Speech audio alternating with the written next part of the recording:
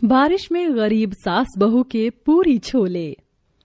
Monsoon का मौसम शुरू होने के लगातार 3 दिनों से तगड़ी बारिश हो रही थी, जिससे दूर दराज तक की सड़कें पानी में डूबी हुई थीं। अमीर लोग अपने पक्के मकानों में खा पी रहे थे, जबकि सविता के घर का चूल्हा भी अब तक नहीं जला था। भूख लगी है, भूख लगी है, भूख लगी है। माँ तुम खाना कब बनाओगी? बस थोड़ी देर में बनाती हूँ बेटा, तब तक जाकर किताब पढ़ ले। ठीक है माँ, मैं पढ़ाई कर रहा हूँ, मगर तुमने मुझसे वादा किया था आज मेरे लिए छोले पूरी बनाओगी। मैं दाल रोटी नहीं खाऊंगा और ना ही नमक रोटी खाऊंगा। पिंकू की बातों को सोचकर दोनों सास बहू का दिल भारी हो जाता है, क्योंकि गरीबी की परिस्थिति में रोज की कमाई पर ही उनका घर निर्भर था और कमाने वाला भी केवल एक था।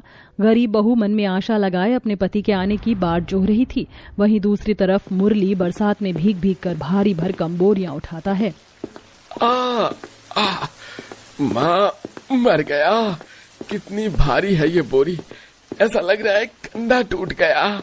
तभी मालिक चंपक लाल चिल्लाता है, अरे ओ साहबजादे, सुस्ताने क्या लगा, जल्दी जल्दी ट्रक खाली करवा। अगर अनाज भीगा ना तो देख लिया, एक आने नहीं दूंगा आज तुझको। हाँ नहीं सरकार, मुझ गरीब पर इतना बड़ा जुल्म मत करना, उठाता हूँ बोरी।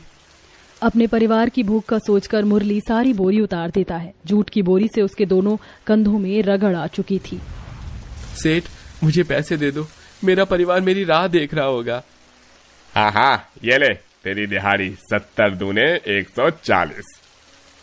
ये क्या दे रहे हो सेठ? मैंने कुल 22 बोरी उतारी थी, तो 220 रुपए बनते हैं, एक बोरी का 10 रुपए के हिसाब से। अरे ओ, इस गोदाम का मालिक तू है कि मैं हूँ? 10 बोरी के 70 रुपए देता हूँ मैं, 20 के 140 बहुत है। और ज्यादा पैसे का तू करेगा? क्या करेगा? क्या खाना तो तुम गरीबों को दाल रोटी ही होती है ना। पर सेठ कुछ ज्यादा दो। अबे तू जा रे,